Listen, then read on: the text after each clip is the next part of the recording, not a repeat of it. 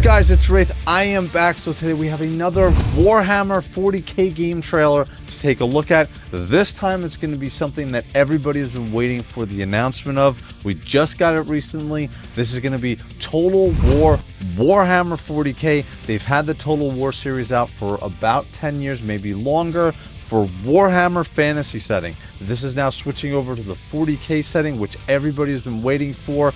I personally have not played any of the Total Warhammer series. I'm a big RTS fan, so this is going to be a perfect opportunity for me to jump in. So today we're going to take a look at the trailer. We're going to take a look at the dev diaries. We're going to take a look at the dev roundtable. This is going to be a long video. It's going to be packed with a whole bunch of information and me learning about the game because I want to see if I can get into the beta. All right, guys, let's go.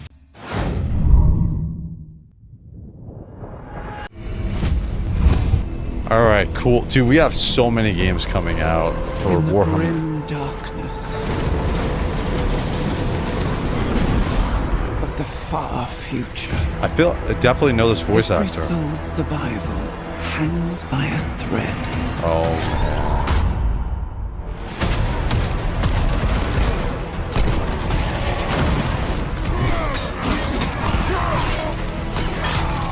Power swords. Bolter, Mankind pistols. is beset by endless tides of aliens. Oh, deep strikes. Traitors and demons. This is gonna be crazy. Orcs and Oh, there's Astra Militarum, Cadian forces. They're fighting the orcs. This looks good, dude. Across countless worlds. Well, it's not Titus. Rage. Oh man, I'm a sucker for the armored units. We got Cadian forces working with the Ultramarines. That's cool. The orcs. Take him out. This looks so good. Again, this is the trailer, so. But the Total War series is amazing. It's so deep. Lead your armies. Conquer worlds. Fight on as the galaxy burns. Love it. Well, the trailer looks awesome, dude. Trailer looks great. For there is no peace amongst the stars. There is only war. Oh, man. This is going to be such a large-scale game. We've never seen anything like this for Warhammer 40K. Oh, we're going to get some gameplay. Oh my god, if that's gameplay?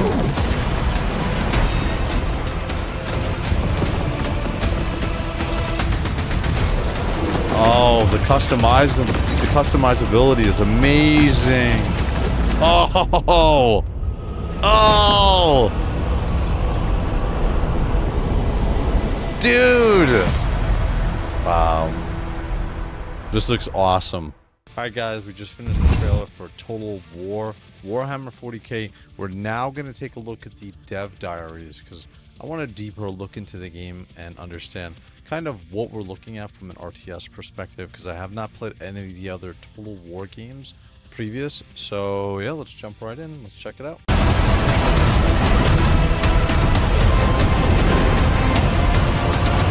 For there is no peace amongst the stars.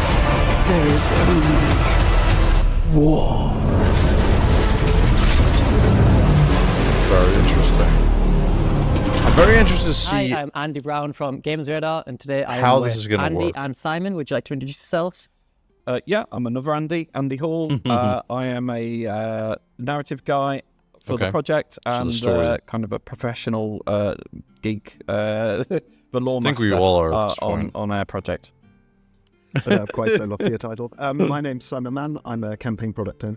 Cool. Amazing. Yeah, features editor sounds very boring now, but okay. So jumping right into like the nerdy details of it, I think everyone thought that 40k might be the next step on from fantasy for a while, but Thank God. the biggest thing I've seen people sort of be like worried about is how that's going to translate into a more sort of potentially ranged heavy sort of battle system. Can you talk me through a little bit about how that's going to work and sort of how you've stayed true to the sort of formula from Total War? Yeah, so I think primarily you have to remember a lot of our things are built on ranged combat. It's not a brand new thing for the franchise. And actually, when you look at the kind I would of think IP that itself the with fantasy Warhammer games 40,000, like that. it's not just ranged as well. It's a mixture, right? You've got these kind of strong melee characters with powerful weaponry like charging in, but you do also have that ranged combat side as well. So with that, we've done an awful lot of improvements to our overall battle engine, trying to kind of bring it up to that. We have elements such as cover and things like that. Lots of those things you'd expect from a kind of ranged combat style game. And all of those are used by your kind of various units and kind of warriors to actually kind of gain that control and power on the battlefield, while these kind of more melee-focused characters are doing their thing and smashing heads, basically. I think, building destruction, I think people are going to be really kind of inspired by. Oh, that's cool. And it's not just because blowing up buildings is cool, and it really is, and especially but there's when a you send the purpose, drop pods right? down to do it. But then that debris will then turn into like cover zones. That's cool. And as Simon said, like Space Marines, they're definitely skilled with bolt guns, but actually they're kind of like walking tanks. And once you throw them into combat, they will certainly make their mark. If what I'm picturing maybe like is like that sort of, I think Warhammer 3 already does quite well with that hybrid style units. Is that something where you've sort of gained that experience and you've sort of built upon in 40K? Kind of wish I actually played. Yeah, so look, a lot of the units, as we've always done, can fight played in that both series a melee little and bit. ranged. One of the lovely things we've got now is we have kind of more mixed unit styles, so a bit like you'd expect on the kind of tabletop game. Like a unit of your warriors isn't just made up of one unit type, right? It's not kind of the same person. They've got different specialists, different weapon styles. If you played the tabletop, obviously. You know what it is? I was into Warhammer Fantasy, and I think that the biggest thing with Warhammer Fantasy with me was I wasn't really into the all-out massive battles. Since I've gotten into Warhammer 40K, that's a huge portion of not just the lore, because I used to read the fantasy books, and it was more individual fighting and more on the characters. But in Warhammer 40K, even the lore books are about just massive battles. And so that's what I think why I didn't play the fantasy version, and I've always kind of wanted to see what a Warhammer 40K version of this would be like. A sergeant within an intercessor squad, they're armed with a chainsword and a bolt pistol, right? Like, they are both good in melee and ranged, and they kind of fill that. So not even just from the point of view of this unit is good in melee or ranged, like Sea Guard or something like that. Actually, individuals within those units are also excelling at like certain areas. My Death Company. Obviously, with kind of new the figures customization we're going to bring these. in, like you can kind of tweak that and cater that to your own kind of personal taste, much like, I'll say, you would if you were a hobbyist as well. So that customization, that's something that a lot of people ask for on the fantasy Yeah, we saw side. that in the trailer, the customization. But I think even then they're going to be quite surprised at how much is actually in 40K. Are we going to have not Grey just Knights? visually, but like Grey you Knights? said, being able to mix and match weapons. What was the philosophy beside Probably not. behind They'll going probably for come that, later. like, and really doubling down on it? Like a demon killer pack. I think on demons. because we're bringing in Space Marines quite early, and one of the kind of the fantasies for especially have to bring in Space Marines early. players is I'm going to want to design my chapter, and it's almost because we didn't quite get to it with Warhammer. We kind of went all out with this one, and it really is a kind of next level, probably between any game for. I mean, you can build this game with the Space Marines and then just fill in, right? We have, I believe it's going to be the Ultramarines, and we're going to have the Orcs, right? And then in a future expansion, hopefully sooner than later, we'll have the Grey Knights and Daemon Forces. So you can kind of, like how they did the previous Total War series with a narrative addition to it, you can do the same thing here. And I would assume that's what they're going to do, because I want to see goddamn Grey Knights. For Warhammer that we see. I mean, a kind of a customization guru, the one he was showing me just the other day, that you can customize the fingers on the Space Marines. Oh.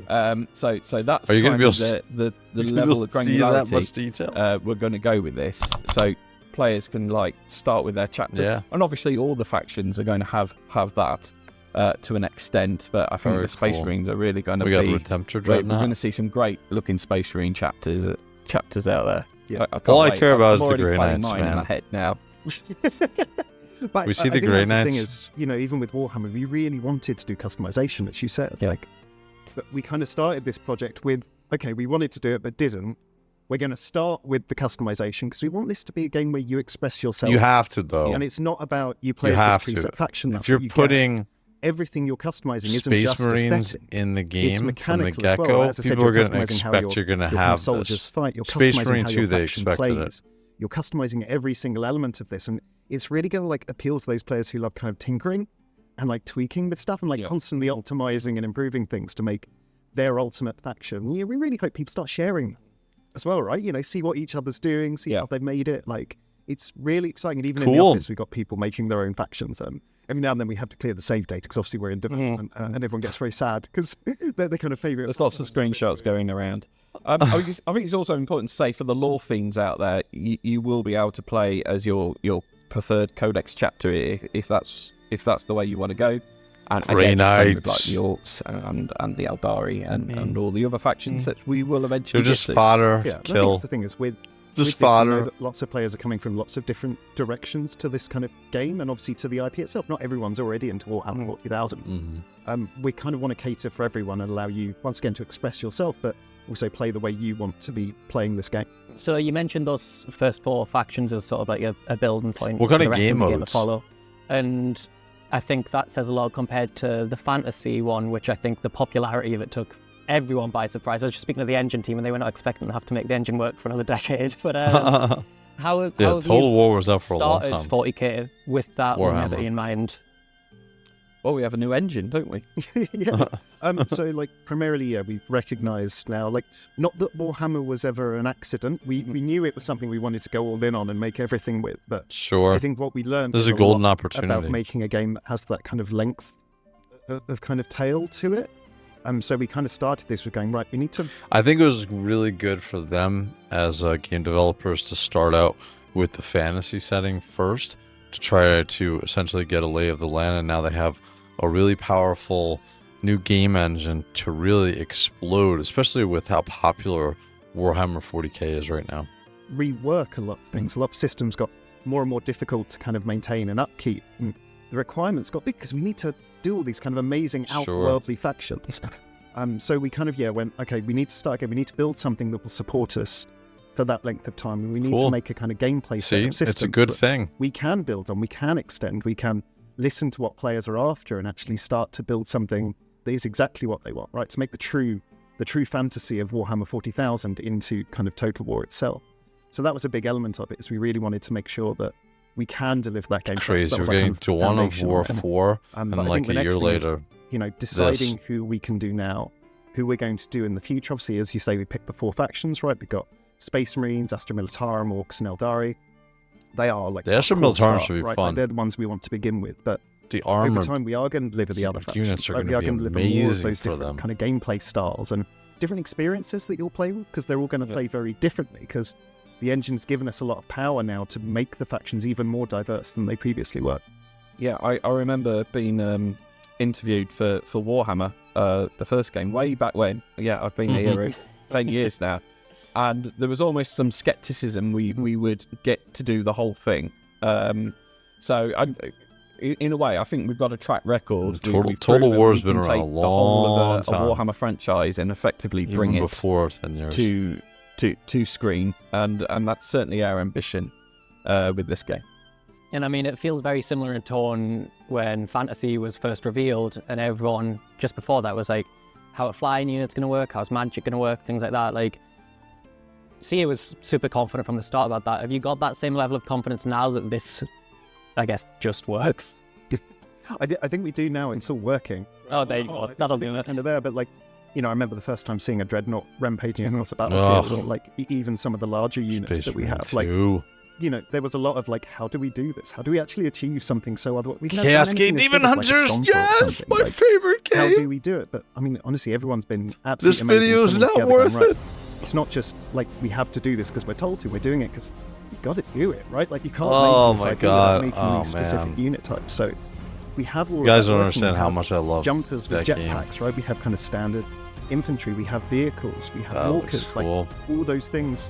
Partly hopefully enabled by the new engine, but those things are working. They're there and available, and we're customizing those even further, right? Changing out their window loadouts and stuff. Like, it's been quite amazing to see it. And as you say, I think we were confident in doing it, but like seeing it come to life is something like totally different, I think. Yeah, we're at the stage of the project where we're starting to, bring in like. It's awesome too, because these guys, you can hear that they're very excited. And so when you start seeing it like that, and me and Simon have kind of been in the trenches on this project for a good 2 years now. So now we're starting to see that these final kind of assets teams have been working on phase going in. It does go, oh my god, this is 40k. Being able to bring in like an orbital lance strike onto the Stomper. Oh my god. It warms the cockles, to use the British phrase. I think one thing that I'm really interested in as well is how the campaign is going to work, because I think a lot of expectations were that maybe there would be a system built to sort of give everyone a reason to be fighting over one planet, one traditional map, but actually you've gone the other way, and like you were saying about things that you feel like you have to do in 40k, I think getting the scale of that is incredible. So like, can you talk me a little bit about why you did decide to it's not just about one not planet, just set everything on one planet, or even one solar system. I'm going to let Simon talk a lot about this in a minute, because Simon's been working on that. But I think you said it there, scale is important, and 40k is about scale. It's never just been set on one planet. Exactly. I mean, that's to say there are other games that do that, but Total War, we wanted to kind of open up the galaxy. So that's awesome. That was kind of always our agenda from the start. How we actually do implement that. That's kind of what happened with Battle Sector. Battle Sector is an amazing game. I'm still playing it, and I'm hoping they keep coming out with new content. They have the Black Legion going to be playable, but it's like playing a 2,000 point army all the time, right? This is going to be, to my knowledge at least, really the first game that is having like a true Warhammer 40k lore scale, where it's not just one world, which is kind of what Battle Sector does. It's going to be everything. I'll hand over to Simon to talk about the difficult bit. So yeah, like I think the core thing, we have this idea that when you look at the kind of tabletop game, it's very much focused on small kind of sorties around kind of individual locations on planets. And we're like, that's freaking cool. Like, we love that kind of detail and attention that you get, and obviously that ties very well into Total War's battles, right, which are kind of a very similar theme. Goddamn.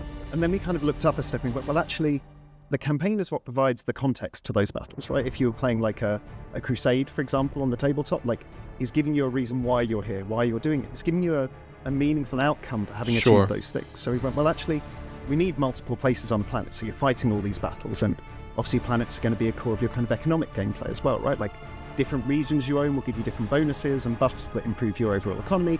Standard thing, more units, more soldiers, bigger, is kind of more. But then we kind of went, actually, if you look at the kind of stories that come out of this world, like if you look at kind of the Black Library and things like that, it's very rarely in one place. It's not always on one planet. Quite often it's very interstellar. This is a game in space, God, right? It's all over the place. So well, actually, what if we did the whole system, right? Like, what if we took an entire solar system and it's that conflict that's raging across it, right? You're fighting across multiple planets, multiple front lines. You've got these big fleets kind of moving between them, ferrying troops, engaging in battles against one another. Like, all these things that are part of that's the thing. 40k can really, support this is an uncaring universe, right? This is one that really, honestly, that little battle means nothing to the grand scheme of things. Correct. So we went, well, let's take that a layer up. Let's go even further, and let's say this place you were fighting, this individual location, this flashpoint, right? Like, this vital battle that needed to be won. This is part of a grander kind of thing going on, a grander campaign that is occurring. So we're also now taking it to the kind of galactic level and saying, well, yeah, okay, you won that campaign, well done. Look, this is now your territory, you own this, but there are more campaigns to fight, right? There are bigger stakes at play here than just a single kind of campaign or battle to play through, and give you that real sense of, this is galactic, right? Like, the IP is so good at showing you that kind of grand scale to the minutiae that we felt like we had to do. The other thing I'll say is, I hope that it's not just like one or two missions on a planet and then, oh yeah, you got control of that planet. Like, we have the players earn it, make this a long game, and I'm assuming that's what the fantasy version of Total War was. Do that's the only way we could really be authentic to the setting itself. So you have all of those things, and every campaign you play, there is a meaning to it, right? Like, there is a bigger context. It's not just, I've won the campaign, that was fun. It's, I've won the campaign, we have this territory, we've conquered this location.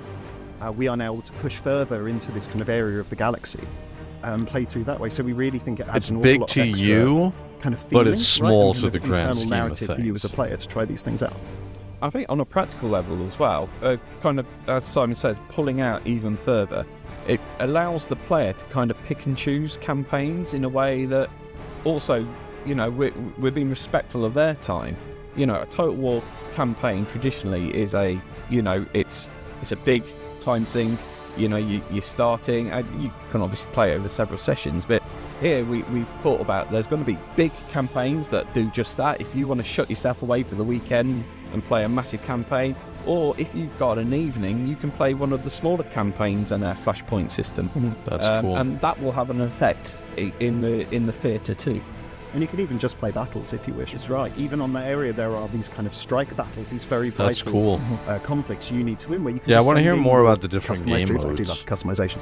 But send in your customized troops. Just fight a battle if you want. Like, you know, if you're that sort of person who's only got a short amount of time to play, like, we're here for you. We've got something. And is that in? And because you both touched on this, the campaign the narrative modes? side of things, I think something that Total War's dabbled in for quite a while is trying to find that right balance between creating a narrative to thread through that sandbox. How have you approached that here? Is there, like, does each faction have a sort of one specific story to follow, or is it, like you said, like a much bigger story than that? So we have these big areas. I mean, they're still in the galactic context, still pinpricks in the firmament, but we have these crusade theatres, and they will kind of drive that narrative. So what is going on here? Why are these forces here? Yep. And what's in store for the player if he continues that. So it also allows us kind of, it doesn't matter which faction you are, because you'll have a role. You know, everyone sees themselves as a protagonist in their story.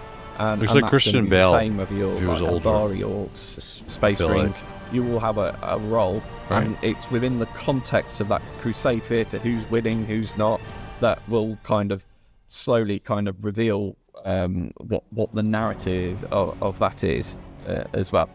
We have got a kind of a more tightly focused onboarding narrative, much like we did with Warhammer 3. Again, we're currently developing, and that's actually going to feed into the canon of 40k. So we've got something for everyone with that. Yeah, and I think as well, like, I think you touched on it when you were speaking, right? It's that idea that you're kind of picking the narratives that you want to follow, like the threads that you wish to unravel. Like, certain campaigns, they're all going to have a kind of scenario, a setting, right? Like, why are you going there? What is your objective? And you're exploring that and trying to kill defeat demons. that. And all throughout, you know, space is a terrifying thing in this kind of far-flung future. Like, there are kind of space hulks and wrecks. And That was so cool. There are places that you can go. I hope and that's explore inside and of kind when you're gain playing that the game window all the into time. The universe, right? I think Total War's always been great at doing, which is showing you, yeah, okay, there's strategy here, there's important things to do, but we also try and show you that window underneath that, right? Like the actual people and the reality of this situation. That's what's going to keep people got hooked. all of those kind of elements kind of working together. I mean, touching on that a little bit more, 40k, there's so many like books and games that sort of try and show different facets of like the universe. Are there any other 40k games or Black Library books or anything that you've looked to in sort of seeing how they did the, let's say, like scale or units or something like that? Like, what have your inspirations been, if any? I mean, the source books are kind of always our foundational stepping stone. And you know, we're in a fortunate position where we have very close ties with the guys at Games Workshop, and that's certainly continued. Black Library books, certainly. I have a massive database of all like looking at the some Black of my Library special books, covers and some, you know, my familiar Black tropes Library that we can plug and use. So yeah, I would say it's the 40k milieu as a, rather than anything specific or any specific game. It was kind of, you know, almost like what we did with Warhammer. What happens if we take Total War and mix it with Warhammer? And that's pretty much what we're doing this time as well. With 40k. Yeah, my Audible library is quite one-dimensional at the moment. It is largely Black Water books. I'll send you a book list afterwards. But I that's think cool. The other thing as well is, like, as a group, we are very passionate about Warhammer 40,000. Like, There are tables set up downstairs. There's people kind of playing away. Like almost everyone's got an army. I feel so good about this dev team, units dude. That everyone's painted. Like we're really This reminds me of like, the dev team for the the original World of Warcraft. Games Workshop in an amazing partner because obviously we've got the enthusiasm and the excitement. Yeah, so you can even see it. So much. I hope this isn't fake. Really help us kind of finesse that and turn that into something that's really. And they're really just finessing and punchy and really kind of strong hitting. I mean, you know almost everything. I always feel. But I think that's the thing is we've really got kind of internal burning passion to like do this justice and make it amazing awesome. and really be kind of like the seminal Warhammer 40,000 game from the perspective of showing very every cool part of that world. Like you talk about the narrative and people's intents, like we kind of want to be that game that tries to do all of it. We're very greedy in some regards, but we do want to try and kind of give you that entire scope of this kind of universe. I mean, like all the games do a magnifying glass in a certain aspect, pretty much like what you said. And just like what Simon says, we're not the magnifying glass, we're the Carl Simon windscreen. says. To you torture an analogy that, we're trying to bring it all and be that kind of seminal digital version of Warhammer 40,000. Wow. I think one thing that I'm quite interested in on the destruction side of things is that over the course of Total War, cities have been quite a tricky one to get right, I think, between entries. How have you approached Warhammer 40K, which has, I guess, the most exaggerated, impossible cities out of most settings out there? Like, how have you approached handling those? Well, I kept saying to Rob, our art director, make the cities bigger, make them reach into the atmosphere, certainly on that campaign level. But we've got a whole selection of battle maps that look absolutely fantastic. Yeah, so like across the campaigns, because I'll begin at that. Like across the campaigns, you're going to be fighting on multiple different planets, right? Like multiple different types, from kind of arid wastelands to kind of like polluted hive cities that are there. And, those hive cities are part. I guess I'm going to play the Blood Angels that you can capture and take. Ownership is really good for you, especially if you're the Imperium, but those turn into the battlefields, right? If you're fighting a battle in a hive city, you will fight in a hive city. Astra Militarum is interesting, but I know I'm going to want to play Space Marines in some cases as well. Like, so they are big, Blood huge Angels edifices. They're what we're currently calling kind of key regions, right? They are obviously like Blood vital Angels. points of infrastructure on a planet. They're the most important things to own. They are kind of seminal, important battles. They are going to be highly defended, difficult to take, but also highly impressive when you get there, right? Like, so I think we've been able to kind of unleash ourselves a little bit. I know the environment artists have, like, to show something totally scale-wise like nothing you've ever seen before in a Total War. I think one thing that was mentioned earlier in a previous interview was that there's a lot more verticality than teams have been experiencing working with before. So, like, I guess when I think of verticality in Total War, I think one army at the top of a hill, whereas maybe in hive cities, like you were saying there, it could be a little bit more dramatic. How have you approached sort of getting into that frontier of Total War, which feels like quite a new one? I think we've done a lot with the negative spaces on the battlefield. So, if you're crossing a bridge, it's not just like a shallow river underneath. You see a chasm going into the heart of the planet. And obviously our outfields are looking tremendous. Again, you're just seeing like unbelievable amount of cathedrals that reach into the sky, no matter how high you point the camera upwards. And also in the outfields, we have these kind of escalation objectives that you need to control via kind of capture points in the battlefield, and then you'll towards the end of the battle, you'll be able to capture them, and you'll see them kind of operate, and that has a kind of a soft effect in the campaign itself. Yeah, and I think regarding the capture points, it's actually offered us a really interesting opportunity. We've not really done capture points since, I think, kind of Shogun 2 with a little kind of dip into Warhammer and Warhammer Fantasy. What's a catch point? The ability to do it has allowed us to kind of work the space around those, right? We know where those key conflict points are going to be within all the maps, so we've been able to build scenarios around, and you've got a mixture of kind of very natural kind of undulation, I guess, of like kind of high cliffs, low valleys, but you've also then got the hive cities, right, which are a lot more organised, much closer to probably our kind of settlement that has passed, where we've actually been able to build things. It's about kind of height and ramps, and obviously with new unit types, we've got new traversals as well, right? Like we have assault intercessors, right, who you can upgrade to have jetpacks. Sure. That changes the game. Jump pack right? intercessors, baby. Walk down the path to get there. You can jump across them. You can change the space, right? And we've actually worked very hard to make sure that every single space is designed around these multiple different traverse types. So there's always an interesting challenge and interesting opportunities to kind of play with it. Amazing, that sounds fantastic. And I guess as my last question, just to bridge the gap between fantasy and 40k now, what would you say your biggest learnings as developers have been over the last few years, I suppose, focused primarily on the fantasy side, and like, I think it's so awesome that they were doing bake those learnings into 40k Warhammer quite fantasy, early, kind of building up to this. I think the biggest one is one I touched on towards the start as we were discussing, right, which is we knew Warhammer Fantasy was going to be big because we were working on it and we thought it was really cool. What I think we knew is we wanted to get bigger and add more factions as we go. I don't think we kind of mentally prepared ourselves for it in the way we could. I think Warhammer DLC team have done amazing stuff. They've really brought that universe to life in a way. In some regards, working on the first Warhammer, I don't know if we achieved quite as well. I think it's gone from strength to strength. But I think us building around that to start, even from the perspective of being able to bring all that content be able to manage that sheer amount of content that we need to do. I think we learned a lot bad about Total War Warhammer. It's going to have that much in it. Never. Right? Like, 'cause there is so much and it's all unique and different. And we've got unique animation rigs and models and maps and events and so many bits coming in that, you know, sometimes it's hard to manage that amount of stuff. So we've started with that in mind as we began, right? Which is, we're going to build it. So let's make sure that whatever we put in is ready to be built. Sure, and you can enhance and build. The main takeaway for me, again, like Simon worked on the first one, was actually the asynchronous design.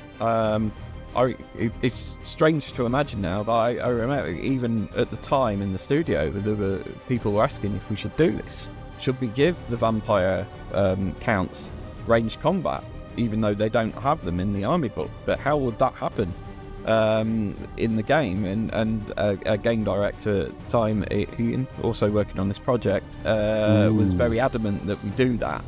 And now we thought it was being quite dynamic and maverick by like giving the dwarfs, the Book of Grudges mechanic or the Empire offices. And we were like, oh my god, this is crazy town. But by the standards of Warhammer 10 years later, they seem quite tame now.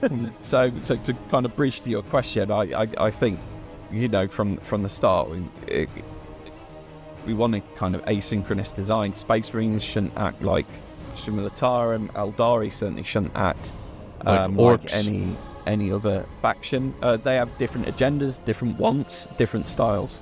So I think that's where we're starting, and I think we'll carry on from there. I think that's a good point, actually, because, you know, when you play Warhammer Fantasy, every faction you play is different. Like, I really love Scarbrand, right? Because he's not about building strong economies and powering up from there. He's about fighting battles and winning, and building stronger armies, more bloodletters, please. And I really like that side of it. He's so different to everything else, to every other faction. If you play as Kislev, right, there is a lot more of this kind of building and surviving aspect to it. And I think with that asymmetry between all the different factions, actually, you're going to get multiple games you can play almost, right? Like, yeah, same world, same rules, same universe, but the way you play with those rules, your interaction is going to change a lot depending on who you're going with. Sure. Amazing. Thank you both so much for your time. Oh, wow, awesome. All right, guys, this is the Game Vision Developer Roundtable. This just recently came out. This is going to be about 26 minutes. Let's jump right in. We've taken it so much further with this game. There is war everywhere. It's crazy too, because I've seen some negative reactions to this game. You're fighting on many planets. That's huge, even for Total War scale.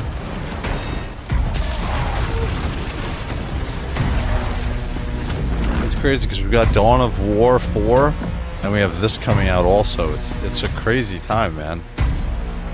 But I really, really want to get into this, I think. I really want. I love RTS games, so Welcome I think to this is a Total perfect War opportunity. Warhammer 40,000 Developer Roundtable. I'm Nastya, Senior Community Manager on Total War. Okay. And I'm Josh, Head of Player Engagement on Total War. Today, we are joined by some of our development team to give you the very first glimpse into I like that guy's shirt. War Warhammer 40,000 will bring. The guy with the beard. You've seen the trailer by now, and today we're going to be here giving you the broad strokes of what you can expect from our next title. So before we begin, let's get some introductions out of the way. All right. Dave, care to kick us off? Hello, I'm Dave Petrie. I'm the product owner for Battles on Total War, and I'm going to try and spend this interview not hogging all the time talking about orcs. No! Hi, I'm Ian Roxburgh. I'm the Principal Creative Director.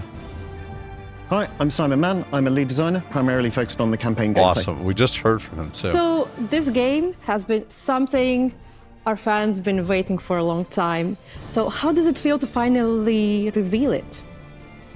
Oh, it's been brilliant. We've been working on the game for such a while. They must feel really good to have us out there. Able to come out and talk about it with our fans is really great. There's so much enthusiasm for this setting within the team. You just walk around the office and everyone's painting minis and creating armies and playing the game, and it's such a great atmosphere, so much excitement and passion for this setting. One day it's going to be Joy Toy really figures. Nice to be able to actually talk about it openly for the first time. So when you sat down with that massive list of every possible future Total War title, what was it that encouraged you to settle on Total War Warhammer 40,000 as our next adventure? Oh man. Well, a number of things really. I mean, first of all, like this a billion, setting everybody's is been just asking made for it. for a Total War game. Yeah. And having done the fantasy trilogy with Games Workshop, we've formed a really good relationship with them over the years. And they've already just that passion and the idea that we wanted to bring the foundation Total War to the that they stars, needed for a game everything like this. just aligned, and it's pretty much a no-brainer. This is just the perfect project to do next. So that's yeah, awesome. and we're really excited about it. The setting is unlike anything we did before and explored before. So what was the vision that was guiding your design approach? Right at the very top level, there is no peace amongst the stars, and that's the guiding principle for everything we do. There's only war in this game. It's like there's the scars of previous wars for thousands of years. There's ongoing war wherever you go. It's all around you, and you'll leave scars of the wars you're engaged in for future generations. So it's no all other about IP that. has But it's this also type about of how you engage with the game and how your faction, the choices you make, the decisions you make, even the kind of units you fight and how they fight. You can design them. There's a level of customization in the game where you can define the way you fight your war, the way you That's going to be very important, and the way you define your stories, and how that internal narrative develops throughout your experience with the game. Well, you've just touched on them there, but the factions. So this is a setting with a massive, rich, diverse cast of factions and characters and settings. How did you go about settling on Space Marines, Astra Militarum, Orcs, and Eldari? They have to have Space Marines in it. So I think one thing we wanted to do was seize the opportunity to make some really cool asymmetric factions. I think the Warhammer 40,000, certainly the tabletop and the universe itself, of course, offers a lot of opportunities to bring asymmetry between these factions. They're all very different, right? If you look around this room and all the different kind of 4 factions you see around you, they're all going to play and feel very different to one another. That obviously meant we couldn't do all of them at once, right? We had to pick just a limited number because we really wanted to put the effort in to make each one very special. Too. We decided to start with the Space Marines. For us, we think they're kind of one of the most important factions for our telling of the Warhammer 40,000 They're essentially the universe. special forces. They are this elite troops. They are the kind of scions of the Emperor. Their goal is to defend humanity, protect it from threats both within and without. But they're very limited, right? Cool. There's not lots of them, so when you're playing as them, you're not fielding tens of thousands of troops, right? You're fielding maybe kind of 100, 200 troops, but each one of those is worth 100 of any enemy, so they're really fun to play, and you're not controlling lots of units, so there's this kind of gameplay that feeds into that. We also really wanted to bring a faction that feels very Total War. We decided to go with the Astra Militarum because they are billions of men and women. Once again, they're all kind of part of the Imperium of Man. They're trying to defend humanity from the Xenos threats. But there are lots of them, right? Like, they are massed forces, regiments, there is artillery, there is front lines. It's something you'd see as a very military armored faction, units of right? the Astra Even down to Militarum their must be industrial so complex fun where to play. they're building industry on planets and developing them in order to They just fuel recently the added machine to and battle fund the development sector. of more like tanks and infantry. So they kind of come in as a really nice kind of contrast to that, and a faction that I think a lot of more traditional Total War players will really vibe with, because it's got a lot of that kind of heraldry to it, as it were. I think the next faction that we chose to do was the Orcs. The Orcs are a really big part of the universe, but they're the enemy, right? We needed someone for the kind of Imperium to be battling against. And the Orcs, they are massed green tide of kind of chaos and energy that's charging across a battlefield, armed with metal sticks and axes and whatever they can jerry-rig together. Rocket launchers on sticks, but also like vehicles, right, which they've repurposed from Imperial scrap. Right, they're literally deconstructing the Imperium to build their own kind of war machines, as it were. And they offer this kind of beautiful energy to the more kind of military regimented side that you get with the Imperium. Lastly, we chose to do the Eldari. We really wanted to kind of push the boat out a little bit and sort of really push what it means to be a faction within a Total War game, right? Like, they play totally differently to anything I think we've ever done in the past, right? I don't think we've done anything quite like this. They aren't a faction which is built for kind of massed combat, right? Like, it's not big armies fighting one another. Every loss to the Eldari doesn't get returned, right? Their souls are being taken away by the Chaos Gods. Like, they are literally kind of fighting to death to try and protect the universe and the galaxy itself. So you're not fighting, once again, as I say, in this kind of frontline style aspects. You're using the webways, you're using your kind of stealth and your advanced technology, right, which none of the other factions have available to them. We'll eventually to get actually Dark kind of Eldari achieve your soon. goals, right? And your goals aren't always just conquest, right? Your goals may actually be just kind of, don't allow this awful thing to happen. Stop this calamity that could be occurring to the galaxy. Like, everyone else is still trying to kill you while you're trying to do that. I gotta try to get into You know the what your beta. mission is and what you need to achieve, and you approach it with kind of grim determination. So how did that affect the design approach? So I think the main thing is when we took the kind of Space Marines, right? Like, as I say, I think for us they're a really important faction for what kind of we want to tell in our story on that this first. universe. They're not like a traditional Total War faction in a lot of ways. They are a very limited force, and so it's going to be a really fun gameplay style. You are these kind of superhuman troops, but I guess your kind of weakness is you're limited in number, right? Yeah. Like, you can take on any foe on those battlefields, but you've also got to make sure you're kind of measuring your losses, right? Because you're not building infrastructure, right? You're not kind of able to build new constructions in the same way as maybe the other factions. So you are really reliant on these troops that you've brought in to fight the battle, but it's also really fun to fight the battle as them. And what about Astra Militarum? They are quite different. They are. They're a lot more of a traditional, I like to call it, Total War faction. You know, massed ranks of infantry lines and artillery. If you want the more, I have all these are all joy toys too. I'd pick up the Astra Militarum. They're definitely hitting that right on their head. How is it that they're emulating that traditional Total War experience? Well, as I said, it's more about building up resources, supply, building infrastructure to recruit an army in what you would expect most Total War games to have as a core. With some of the other factions, we're moving away from that and trying very asymmetrical ideas that you. This is going to be fun because I have not played any of the Total War games. When I was a GameStop manager back in the early to late 1990s, early 2000s, I know that the Total War games were out with other portions of it, but I never got into it. I am an RTS fan. I love Battle Sector, but I really want to get into this. You progress through the game in slightly different ways, whereas with the Astra Militarum, they are the humans throughout the galaxy. Right? So, you know, it's more grounded in what we would say Total War has been as a staple for so many years. So, to me, that's kind of, that's my meat and drink. And what about Eldari and Orcs? The Eldari have been really interesting for us, right? Like, I think sometimes a faction comes along and they're so unique that you kind of have to do them justice, right? Like, they are a dying race due to a kind of major cataclysm that has occurred to them many, many kind of eons ago. So they are kind of trying to prevent these cataclysms occurring, kind of more tragedy that could befall kind of humanity or any other race in the galaxy. They're not a faction that will fight toe-to-toe. You're utilizing your webway gates as a kind of traversal mechanism to move quickly from place to place, including moving to your craft world, a kind of off-map setup piece, which is actually where you're recruiting all your units. And you're setting up your various shrines, which allow you to access your more elite troops going through. So there's this really interesting gameplay here that, once again, a bit like the Space Marines, you're quite limited in number. Your troops are not a kind of infinite resource that you can use. You're actually kind of having to, once again, use them carefully because they're all a glass cannon. Every soul lost is a soul not returned, right? So you have to really pick your fights and kind of challenge your enemies. And then there are orcs. And then there are orcs.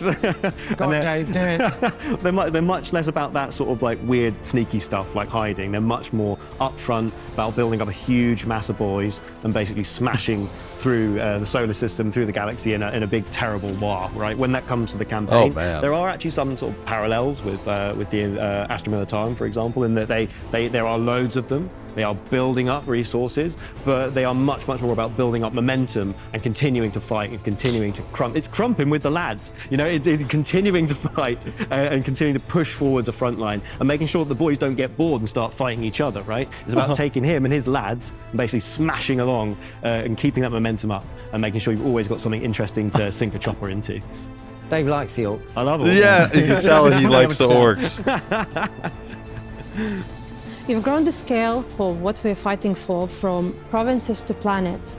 How are you going to capture both the small details of planetary warfare and obviously the wider conflict?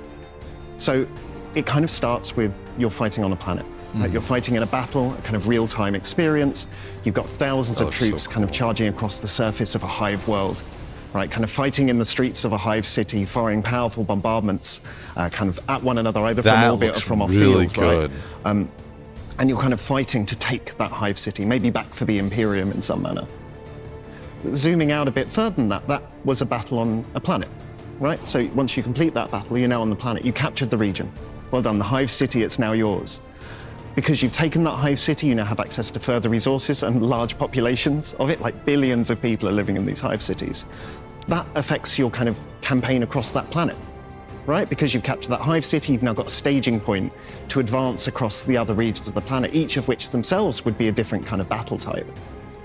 They have a real chance here to make this a wide-reaching, scaled game, and that's what's so interesting and exciting about this, because it's not just about that one planet. You'll take it over, but like there's going to be other planets to take over, and that's kind of one of the things with Battle Sector where it kind of struggled a little bit, where it had the gameplay, it had the specific modes, but it didn't really have the continuation. I know they've had like other modes in the game, but nothing like this, like a continuous campaign that really never ends. Kind of zooming up further to that, you then have your kind of fleets around the planet, right? Like your fleets are able to drop forces to where they need to be into kind of certain key regions. They're able to support with, as say, off-map bombardments, both in campaign and in battle. But then they're also able to kind of just ferry your troops. They are transport as well as that. And obviously, that's because you're not fighting on one planet. You're fighting on many planets as you go. That's awesome. You're traveling your forces kind of to many different front lines, many different battlefields, trying to take control of this overall planetary system. The art looks so cool. Your fleets are kind of your key motivator for that. And obviously, it's not just traveling planet to planet, right? Like there are anomalies, there are things to do in the space between as well. So there's a strategy layer that you're kind of having to interact with. We didn't stop there. Like, even better than that, like we are now offering you kind of a further context, right? Like, much like campaigns give a context to your battle, right? Capturing that hive city changed the way that you play. We are now saying that actually your campaign matters. The result of this campaign will change the kind of future of the galaxy itself, because we've moved up to this other layer where you're fighting in what we call a crusade theater, which is a kind of area of the galaxy which is seen as a kind of hot point. That's awesome. That's what I want to hear. With factions fighting one another. And in these key areas, you are fighting in systems. You're also sometimes just fighting pivotal battles as well. And that's the idea behind it, is you now have context for it. It's not just a campaign and it's a one and done thing and you have great fun and it's over. It's a campaign, you had great fun, look what it's done to your next steps. What campaigns trigger from that? What battles really doesn't end. Come from it? How do you advance your faction after that, so when you go into the next campaign, maybe you are more prepared or even more powerful than you were previously. So the scars of your campaigns and your battles, they're all going to be shown on that Crusade Theatre level. But what's the worst thing you could do to a planet? You can destroy planets entirely. So pretty bad. It's pretty bad. Unlike previous games as well, we obviously have let you raise cities, but there was always an opportunity to rebuild. But in the world of kind of Total War Warhammer 40,000, we are actually letting you just blow up and destroy a planet. It is a permanent action. There's no backseas, there's no takebacks. But also remember, it's not something that can be done frivolously, right? Like blowing up a planet by the Imperium is something requiring multiple layers of authorization. They would much rather throw away 1 billion human souls to reclaim a world than destroy it. However, there are extreme circumstances, and we do let you push the button. Fantastic. That's crazy. Well, assuming we have anywhere to fight, I have a very big question for you. There's been a lot of speculation about it. You know, it's such an integral part of Total War, and fans have gone back and forth on how we do it. The Grey Knight's going to be in it.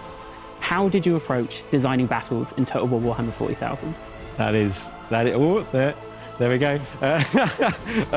That is a massive question, and I think with anything of this scale, like the first thing that you do is you go to the source material, right? You go straight into the codexes and you go into the tabletop. There's and you so play it much and you really source feel material. it and you get to know all of the factions, all the potential factions, and the different combinations of things that can happen. You look at all the toys and the fun stuff that you can do there, and then you start to think, well, how can we sort of transpose that to Total War, right? And obviously scale is a big thing for us. So we thought, well, we need to make sure we have ways to bring in all sorts of stuff, make sure that you can keep the sort of supply in the battlefield with your powerful units. So something that came as a real sort of natural occurrence was we have to have reinforcement play a really big part in what battles are. Again, not only for the scale, but also to create that sort of intrinsic link between the campaign. So now when we're playing, for example, Space Marines, who you've got sat on your fleet really, really matters, right? Because those are the people that are going to be able to come in via drop pod. They're going to be able to slam into the battlefield.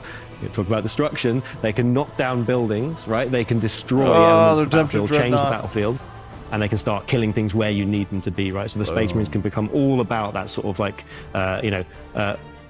Swiss Army knife approach to battle, right? And this is a fundamental part of the tabletop game. Absolutely. All the factions, it's those reinforcements are a key part of that flavour, and it has to be therefore part of the Total War experience of it. Absolutely. So when you've got your units that you have specific roles for, they can sometimes now show up where you need them to.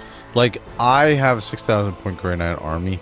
I can't play the tabletop because I just don't have the time to go play it. I would love to, but I'm looking for this to be the replacement for me to get into, to love and enjoy. I already love the Joy Toy figures. I love the media. I love the art. I love the books. I just need something that I can play. The games are great, but I really want this RTS to be the game. If you sort of sequester them away in the right places, and we have different methods for each faction. Some are much more traditional. The Guard have less ways of interjecting directly into the battlefield. They might have to throw wave after wave of their own men up the battlefield in order to, arrive in time to make sure that they get there before the last unit that is probably now flagging might be running away. So to replace them in time to keep them hold that line. You have the Orcs in a similar fashion. They do have some incredible teleportation technology. You wouldn't believe it, but they do. Away from shit. So they can really zap things into the battlefield and do some pretty wild things there too. And then of course you have the Eldari with their webway gates and things like that. So the ability to sort of pop up in unexpected places. All of these methods allow you to bring your toys to the table where you need them, right? And that was a really, really big part of making sure we captured this and sort of evolved the gameplay. I think a lot of people look at this setting and they kind of go, wow, that's really futuristic. And they're right, it feels very futuristic, but a core realization that we had was that this is, and it's not a realization we only had, this is it is science fantasy, right? So there is so much fantasy wrapped into it. And when you think about the conflicts that go on, yes, there is cover. Yes, there's a lot of ranged combat going on. But there's also like loads of punching, like so much punching, like loads and loads of crumping that goes on. Like you really have a lot of melee going on in these battles. There lots of forces will sort of mass up and crash into one another.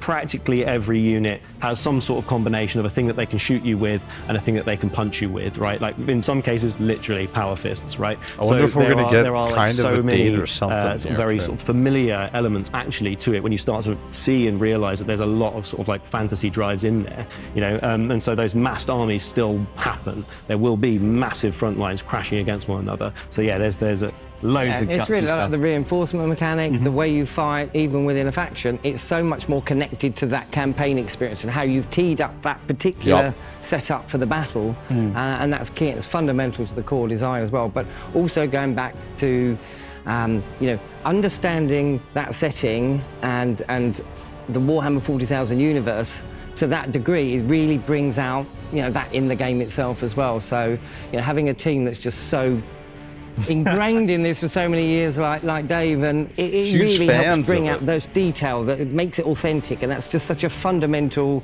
Total War franchise pillar is authenticity, and you can just see. And that's one of the things I'm very excited about this game, because you can hear it from the developers, you can hear it from people who are making this game. They have a joy of this IP, and so that's why I think that this is going to be a really special game.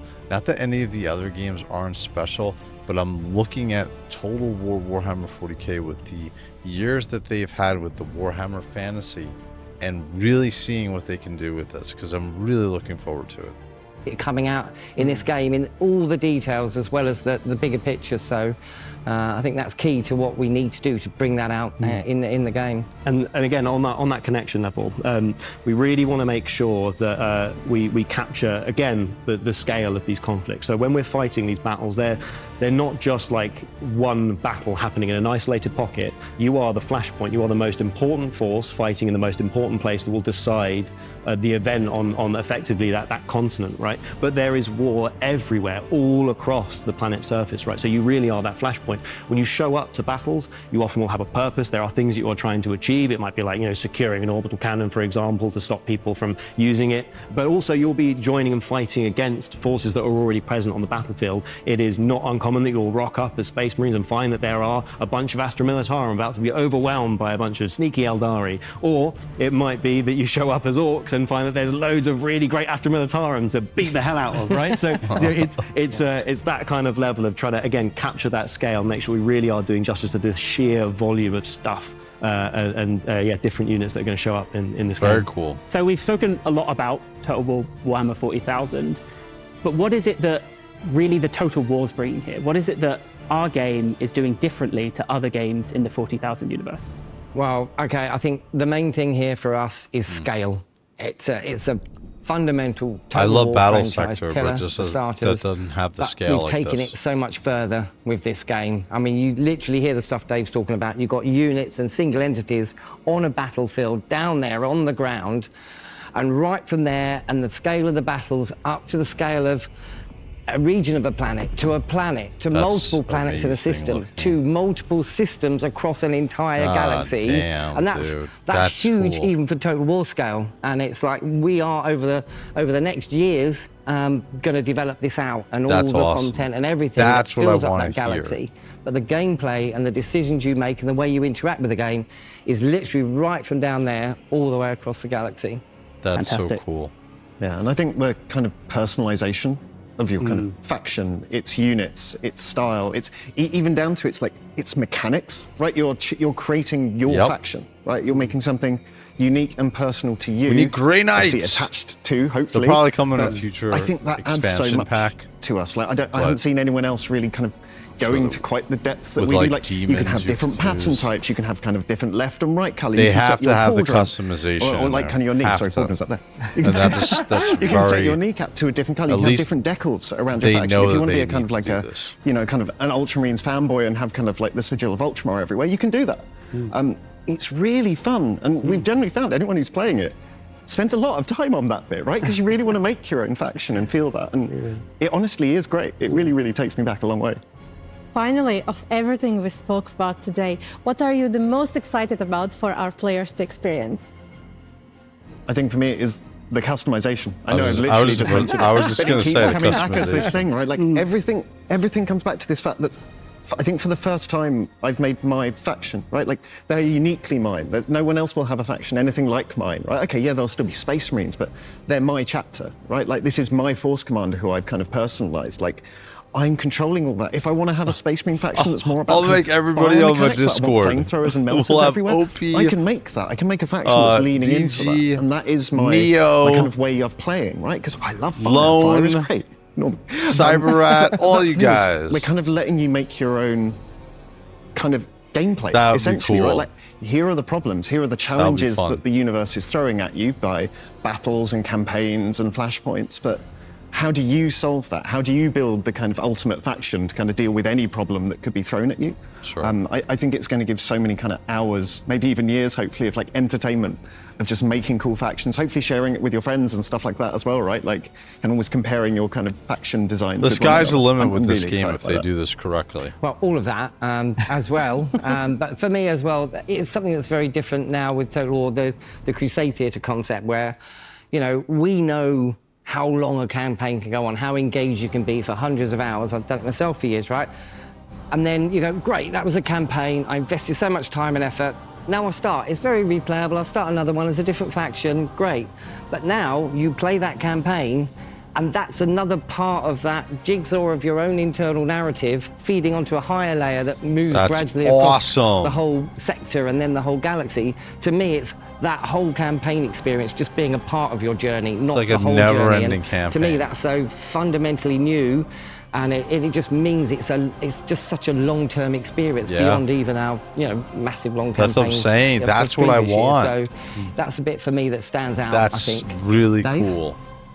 It's kind orcs, maybe? Probably something to do with orcs. Maybe something to explain. Probably. I think it's like a litany of firsts, right? It's like, again, talking about the Lance Strike, it's the first time that you drag a Lance Strike across the battlefield, and the second time, and the third time when you use it to obliterate buildings, to drag across units. That sort of satisfaction is so super tangible. It's the first time you shoot a tank, right, and you see it veer off and hit a building, and again cause a bit more destruction, cause a bit more chaos. That's cool. It's the first time that you use like a Psyker's ability, right, and sort of blast apart an opponent, or see orcs teleporting in from somewhere unexpected. A weird boy going pew and jumping a bunch of boys right up in your face, or vice versa, right?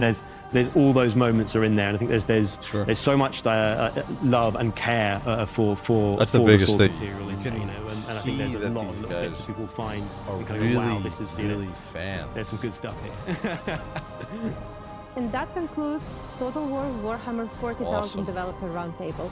Big thank you to our developers, our guests today. And then we're going to be back later in 2026, and we will bring you more content. We're going to bring you battles, we're going to bring you campaign. And that's not all. We're going to go into deep dives, we're going to do blogs, videos, and all sorts of Q&As. So we will see you there. Absolutely. Awesome. So thank you so much for tuning in, and another massive thank you from everyone here at the Total War Warhammer 40,000 team. We'll see you next time. All right, guys, so we just finished the trailer, the diaries, and the dev roundtable. I am extremely excited about this game. I really, really want this to be my core Warhammer 40K game. And from the developers, the way that they are saying everything, the way the enthusiasm is, this reminds me of World of Warcraft, which I played for 20 years when it first started out with that first dev team, where they really had such a passion for the game. And so that's what I'm hearing from these developers. I'm hearing the same thing, and especially because they have experience from doing the previous Total War Warhammer 40 or Warhammer Fantasy game. So that makes me extremely excited. So I'm gonna keep following this. I'm going to try and see if I get into the beta, if they're doing a beta. I'm going to try to find out as much information as I can. If you guys can keep feeding me info that you find out that maybe I don't know. We'll also have additional follow-up videos in the future as they release more stuff in 2026. Hopefully we get a release date, maybe December 2026 or in 2027. As long as the game is awesome and it's done right, I'll be a fan, and I'm going to keep coming back to it. So all right, guys, if you like this content, please like and subscribe. All right, guys, I'm Wraith. I'm out. Later, guys.